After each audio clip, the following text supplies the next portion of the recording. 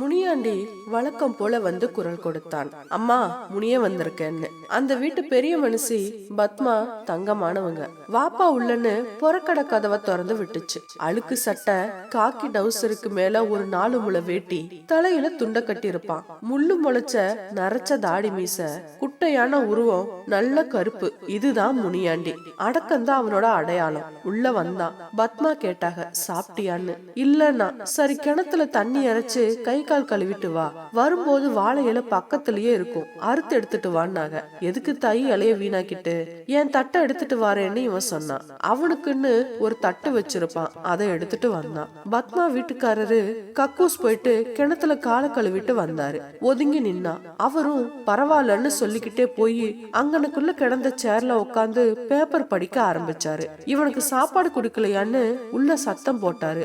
பத்மா இதோ வரேன்னு சொல்லிக்கிட்டே வந்தாங்க. ஒரு பாத்திரத்துல பழையது, அதுல கெட்டி தயிர் ஊத்தி கூடவே மாவடமும் எடுத்தாந்தாங்க. அத முனியாண்டி தட்டுல ஊத்திட்டு, சாப்பிடு, இது ஒன்னதான் போதும்னு சொல்ற அளவு கொடுக்க முடியும் நாங்க. முனியாண்டி, இதுதான்மா சொர்க்கம், எம்பட்டு காசு கொடுத்தாலும் இது கிடைக்காதுன்னு சொல்லிக்கிட்டே சாப்பிட்டான். எனக்கு தெய்வம் மகமாயி மாதிரி நீங்கன்னு சொல்லிட்டு அவனோட வேலைக்கான தொடப்பம், பக்கெட்டு, கொஞ்சம் ப்ளீச்சிங் பவுடர் எடுத்துக்கிட்டு கிணத்துல தண்ணி எடுத்துக்கிட்டு கக்கூச கழுவ போனான். அங்க தண்ணி சரியா ஊத்தல போல. பத்மா வீட்டுக்காரரு, ஐயா, போனதுக்கு அப்புறம் கொஞ்சம் தண்ணி நல்லா ஊத்தி விடுங்கன்னா. அவரும் சரிடாப்பா, கோச்சுக்காதன்னாரு. நல்லா சுத்தமா எல்லாத்தையும் கழுவிட்டு ப்ளீச்சிங் பவுடர் தூவி விட்டு வந்து கை கால கழுவுனா. அப்படியே தோட்டத்தையும் கூட்டி விட்டான். அதுக்குள்ள பத்மா, உன்னோட சொம்பு எடுத்துட்டு வா, காஃபி தரேனாங்க. அவனும் சொம்புல காஃபி வாங்கி குடிச்சான். அவனுக்கு ஏத்த மாதிரி நல்லா இனிப்பா திக்கா இருந்துச்சு. சப்பு கொட்டி குடிச்சான். அப்புறமா கொஞ்சம் தயங்கி நின்னான். பத்மா கேட்டாங்க, என்ன, ஏதாவது செலவுக்கு காசு வேணுமான்னு. அதெல்லாம் ஒண்ணும் வேணாம், நாளைக்கு நான் வர முடியாது, என் மகன் வரேன்னு கடிதாசி போட்டிருக்கான்னா. பத்மா சொன்னாங்க, நீ வரலன்னா இங்க நாரில்ல போகும், இந்த மனுஷனால, வந்துட்டு போயிடுன்னா. அதுக்கு அவன் சொன்னான், இல்ல தாயி, அவன் வார நேரத்துக்கு நான் வீட்டுல இல்லைன்னா நல்லா இருக்காது, சின்ன வயசுல போனவன், இப்போதான் வரான், பார்க்க ஆசைன்னா. பத்மா வீட்டுக்காரரு சொன்னாரு, இந்தாப்பா, கடமை ரொம்ப முக்கியம், அதுக்கப்புறம் தான் எல்லாமேன்னு. பத்மா சொன்னாங்க, பரவாயில்ல, நீ ஒண்ணு செய்ய, வேற யாராவது உனக்கு தெரிஞ்சவங்க இருந்தா வர சொல்லு, யாரும் வரலனா நீ வந்தே ஆகணும்னு கராரா சொல்லிவிட்டாங்க. சரி தாயி, பாக்குறேன்னு சொல்லிட்டு போனா. மறுநாள் பத்மா வீட்டு முன்னாடி ஒரு புது கார் வந்து நின்னது. அதுல இருந்து டிப் டாப்பா ஒருத்தர் வந்து கூப்பிட்டாரு, அம்மா, வீட்டுல யாருன்னு. பத்மா வெளியே வந்து, நீங்க யாருன்னா. அதுக்கு அவர், நான் முனியாண்டி அனுப்புன ஆளு, வேலைக்கு வந்திருக்கேன்னா. ஃப்ரெண்ட்ஸ், இந்த வீடியோக்கு நீங்க இன்னும் லைக் பண்ணலனா மறக்காம லைக் பண்ணிடுங்க. அவனை பார்த்தா அந்த வேலைக்கு வந்தவன் மாதிரி தெரியல. அவன் சொன்னான், யோசிக்காதீங்க, நான் அதுக்கு தான் வந்திருக்கேன், அவரோட மகன் நான் தான். பத்மாவால நம்ப முடியல, அவன் எங்க, இவன் எங்க. அதுக்குள்ள அவன் கேட்டான். அப்பா சொன்னாரு, நீங்க பழைய சோறு கொடுப்பீங்களாமே, எனக்கு கிடைக்குமான்னு. பத்மாவுக்கு யோசனை, இவன் கிண்டல் பண்றானா இல்ல உண்மையிலே கேக்குறானான்னு யோசிச்சா. அதுக்கு அவன் சொன்னான், நான் சீரியஸா தான் கேக்குறேன் மேடம்னா. சரி வாரேன்னு போய் எடுத்துட்டு வந்துட்டு போய் எல்லாம் இருக்க போனாங்க. அதுக்குள்ள அவன், வேணாம் மேடம், எங்க அப்பா வழக்கமா சாப்பிடுற தட்டிலேயே நான் சாப்பிடுறேன்னு எடுத்துட்டு வந்துட்டான். தயக்கத்தோட அதுல பழையத போட்டாங்க. அவனும் சாப்பிட்டு போய் கார்ல இருந்து கையோர பினாயில் கிளீனிங் பண்ணுற எல்லாத்தையும் கச்சிதமா கொண்டாந்து நல்லா கண்ணாடி மாதிரி கக்கூச சுத்தம் பண்ணா. மேடம், இப்ப வந்து பாருங்கன்னா. பத்மாவால நம்ப முடியல, நம்ம கக்கூசான்னு அசந்து போய் நின்னா. அத பார்த்துட்டு அவன் சொன்னான், வெளிநாட்டுல என் கக்கூச நான் தான் சுத்தம் பண்ணுவேன்னு. பத்மா கேட்டா, நீங்க அங்க என்ன வேலை பாக்குறீங்கன்னு. அவன் சொன்னான், நான் அங்க ஒரு கம்பெனில மேனேஜர்னு. இத கேட்டா பத்மாவோட வீட்டுக்காரர் அப்படியான்னு ஆச்சரியமா கேட்டாரு. எவ்வளவு சம்பளம்னு. அதுக்கு அவன் சொன்ன தொகை கேட்டு வாய பொளந்தாரு. அவருக்கு ஒரு மாதிரி ஆயிடுச்சு. கொஞ்சம் அவர் யோசிச்சுட்டு சொன்னாரு, என் மகனும் வெளிநாட்டுலதான் வேலை பண்ணுறான், அவனும் இன்னைக்கு தான் வந்தான், இரு கூப்பிடுறேன்னு பாலு இங்க வாண்டாரு. உள்ள இருந்து வந்த பாலு முனியாண்டியோட மகனை பார்த்துட்டு பதறிட்டான். சார், நீங்களான்னு அவனோட அம்மாவை பார்த்து கேட்டான், இவர் இங்க எப்படின்னு. பத்மா கக்கூஸ் விஷயத்த சொன்னவன அவனுக்கு ஒரு மாதிரி ஆயிடுச்சு. சாரி சார், தப்பா நினைச்சுக்காதீங்க, அவங்களுக்கு நீங்க யாருன்னு தெரியாது, உள்ள வாங்க சார் சார், அம்மா இவருதாம்மா என்னோட கம்பெனி மேனேஜர், என்னம்மா இப்படி பண்ணிட்டியாமான்னு அழுகிற மாதிரி சொன்னா. அதுக்கு முனியாண்டி மகன் சொன்னா, அதனால என்ன, நான் இங்க முனியாண்டியோட மகன் தானேன்னு. இவங்கெல்லாம் இப்படித்தான் சார், மன்னிச்சிடுங்கன்னா. அதுக்கு முனியாண்டி மகன் சொன்னா, உண்மையில எங்க அப்பாவை புரிஞ்சுக்க ஒரு வாய்ப்பு கொடுத்ததுக்கு நான் நன்றி சொல்லணும்னு அப்ப சொன்னா பத்மா மகன். கக்கூஸ் எல்லாம் மாத்தணுமான்னு புதுசா நாமளே சுத்தம் பண்ற மாதிரி வந்துருச்சு. இந்த லீவ்ல நான் மாத்திடுறேன், அப்புறம் அதுக்கு தனியா ஆள் தேவைப்படாதுன்னா. அப்ப முனியாண்டி என்ன பண்ணுவான் வருமானத்துக்கு அப்படின்னாங்க. அதுக்கு பாலு சொன்னா, அவரோட மகன் படிச்சு மேல வந்துட்டான், இனி இந்த வேலையை செய்ய வேண்டிய அவசியம் அவருக்கு இல்ல, வேற வேலைகள் நிறைய வந்துருச்சு. அவர் மகன் சாப்ட்வேர் கம்பெனில எனக்கு பாஸா இருக்கிறாருன்னு முனியாண்டி மகன் சொன்னா. மாற வேண்டியது கக்கூஸ் மாத்திரம் இல்லன்னு. ஃப்ரெண்ட்ஸ், நீங்க நம்ம சேனலுக்கு ஏதாவது உதவி பண்ணணும்னு நினைச்சா வீடியோக்கு கீழே இருக்க தேங்க்ஸ் பட்டன் மூலமா உங்களால் முடிஞ்ச பண உதவி செய்யலாம். அந்த ஐயாவுக்கு வலது கைனா அது அந்த ஒத்த மாட்டு வண்டி தான்.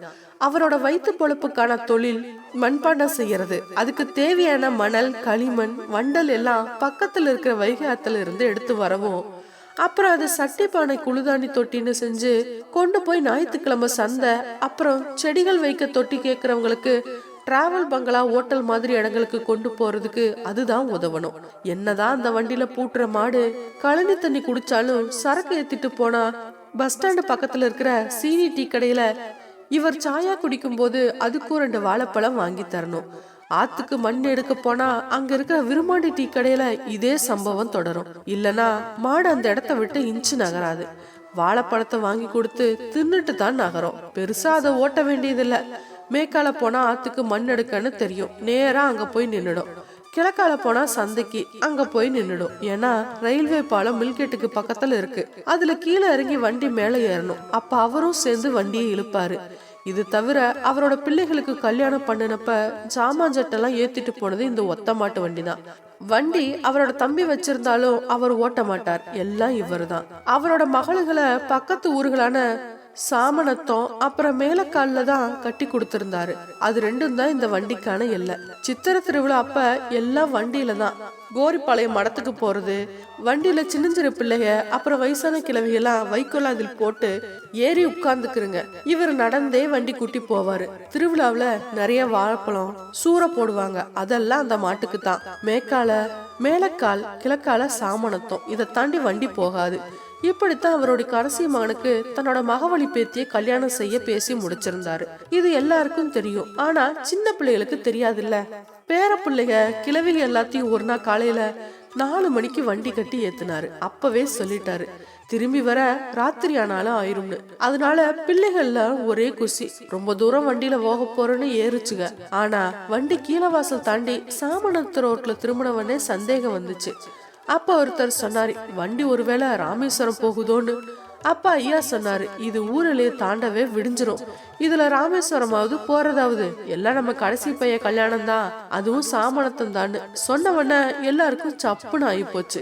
அன்னைக்கு அங்க போய் கல்யாணம் முடிச்சு சீர்சனத்தையோட வண்டி திரும்ப வந்துச்சு. அந்த காலத்துல வண்டி மாடி வச்சிருக்கிறது இப்ப கார் வச்சிருக்கிற மாதிரி ஒரு கௌரவம். அந்த மாட்டுக்கு லாட அடிக்கிறப்ப மாத்திரம் அதை பார்க்க சகிக்காது. அப்ப ஐயா பக்கத்துல இருந்து முகத்தை தடவி கொடுப்பாரு. கொஞ்சம் தான், இதோ முடிஞ்சிரும் அவ்வளவுதான்னு ஆறுதல் சொல்லுவாரு. அதே மாதிரி வண்டிக்கு மசகு செய்ய வைக்கோல போட்டு கருக்கி விளக்கெண்ணெய கலந்து மசகு செஞ்சு சக்கரத்துல அச்சுல தடவுவாரு. மாட்டுக்கு கஷ்டம் கொடுக்க கூடாதுன்றதுக்காக. ராத்திரிகள்ல பயணம் போனா வண்டியில லாந்தர் லைட்டு கட்டிட்டு போகணும், இல்லனா போலீஸ்காரன் வழிமறிப்பாங்க. அதுக்குன்னு சந்தையில மண்ணெண்ணெய் விளக்கு வாங்கி கட்டி வச்சிருந்தாரு. மாட்டு பொங்கலுக்கு மாட்டுக்கு கொம்புக்கும் வண்டிக்கும் கலர் எல்லாம் அடிச்சு அழகு பாப்பாரு. அந்த கலர் அடிக்கிறப்ப அவரோட 2 மகனுங்க காங்கிரஸ் கட்சி காமராசர் தொண்டனுங்க. அதனால கொம்புக்கு காங்கிரஸ் கலர் மூவர்னு அடிக்கணும்னு சொல்லுவாங்க. ஒருத்தர் அப்போதைய திமுக, அவர் கருப்பு சிவப்பு அடிக்கணும்னு சொல்லுவாரு. அதுல சண்டை வரும். சாமிக்கு பூக்கட்டி போட்டு அதுல எந்த வர்ணம் வருதோ அது அடிக்கணும் உடன்பாடாச்சு. அதுல கருப்பு சிவப்பு தான் வந்துச்சு, அதையே அடிச்சாங்க. ஆசைய தீர்த்துக்க காங்கிரஸ் கட்சி கலர்ல கழுத்துக்கு சலங்கைய வாங்கி மாட்டினாங்க அந்த 2 பேரு. அன்னைக்கு மாட்டுக்கே கொண்டாட்டமா தான் இருக்கும். கழுத்துல சலங்கையெல்லாம் கட்டி மாலை போட்டு ஜல் ஜல்னு ஓடும். அப்பெல்லாம் வண்டிக்கு பேட்ச் வாங்கி அடிக்கணும். இன்னாரு வண்டின்றதுக்கு அதுதான் அடையாளம். வண்டிக்கு நம்பர் ரெஜிஸ்ட்ரேஷன்லாம் கிடையாது இல்ல.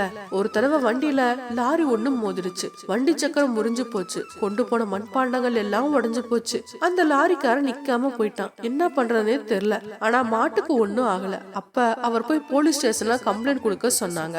ஆனா எழுத படிக்க தெரியாத அவருக்கு போலீஸ் ஸ்டேஷன்னா ஒரே பயம். அதனால போகல. அவரோட மகன் அவரை கூப்பிட்டு போய் புகார் கொடுத்தாரு. அப்ப போலீஸ்ல கேட்டாங்க, லாரி இடிச்சிருச்சுன்னு சொல்றீங்களே, அந்த லாரிக்கு அடையாளம் எதனாச்சும் சொல்ல முடியுமான்னு கேட்டாங்க. இவர் யோசிச்சு பார்த்ததுல ஒன்னும் தெரியல. லாரிக்கு மஞ்சள் கலர் அடிச்சிருந்தது ஞாபகம் வந்துச்சு. ரொம்ப யோசிச்சு பார்த்ததுல லாரி பின்னாடி ஒரு கட்சி கொடியும் அது தலைவர் படமும் இருந்தது.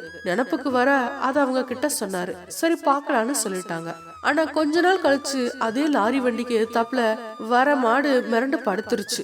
லாரி விலகி போக முடியல. இவர் லாரிக்கு பின்னால போய் பார்த்தா அதே அடையாளம் இருந்துச்சு. உடனே சத்தம் போட்டு கூட்டத்தை கூட்டிட்டாரு. அப்புறமா போலீஸ்காரங்க வந்து பேச்சுவார்த்தை நடத்தி அவருக்கு பணம் வாங்கி கொடுத்தாங்க. அந்த அளவுக்கு மாடும் வண்டியும் அவரோட ஒட்டுதலோட இருந்துச்சு. கொஞ்சம் வருஷங்கள்ல வாங்கி வச்சு ஓட்டுன மாட்டுக்கு வயசாயிடுச்சு. அதனால வண்டி இழுக்க முடியல.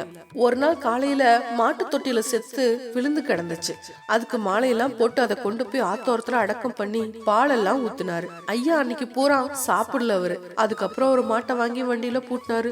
ஆனா அது அடங்காத மாடு, சண்டித்தனம் பண்ணும். ஒழுங்கா வண்டியை இழுக்காது, திடீர்னு படுத்துரும். அப்ப வண்டியில இருந்த மண்பாண்டங்கள் எல்லாம் உடைஞ்சு போயிருச்சு. அந்த மாட்டை வித்துட்டு வேற மாடு வாங்கினாலும் சரி வரல. முதல்ல இருந்த அந்த மாடு மாதிரி திரும்ப அவருக்கு அமையவே இல்ல. அவருக்கும் முடியாம போச்சு. அந்த ஐயாவுக்கு அப்புறம் வண்டி மாடு இல்ல. சைக்கிள் அப்புறமா சின்ன சின்ன லாரி எல்லாம் வந்தாச்சு. ரோடும் வண்டி மாடுக்கு ஒத்து வரல. இப்ப சமீபத்துல பைக்ல அவரோட பேரன் போனப்பதான் பார்த்தான். எண்ணி அரை மணி இல்ல 3/4 மணி நேரத்துல சாமணத்தம் போயாச்சு. அந்த தூரத்தை தான் அப்ப 3 மணி நேரத்துல போயிருக்கோம்னு நினைக்கும் போது சிரிப்பு வந்துச்சு. ஆனா பைக்ல போகும்போது பேச முடியல. வண்டியில கதை பேசிட்டு கேலியும் கிண்டலுமா போன பயணங்கள் தந்த சந்தோஷத்தை இப்ப பைக்கும் காரும் தர முடியல. அதை நினைக்கும் போது வருத்தமா தான் இருக்கு. என்ன பண்ண, கால வேகமா எல்லாத்தையும் மாத்துது, மனுஷங்களையும் தான். ஃப்ரெண்ட்ஸ், இந்த வீடியோ முடிவுல வலது ஓரத்துல வர கட்டத்துல இன்னும் சூப்பரான கதை இருக்கு. அதையும் பாருங்க, நல்லா இருக்கும். ஓகே ஃப்ரெண்ட்ஸ், இந்த வீடியோ உங்களுக்கு பிடிச்சிருந்ததுன்னா மறக்காம லைக் பண்ணுங்க, கமெண்ட் பண்ணுங்க, ஷேர் பண்ணுங்க. மறக்காம சேனலை சப்ஸ்கிரைப் பண்ணிக்கோங்க. நன்றி.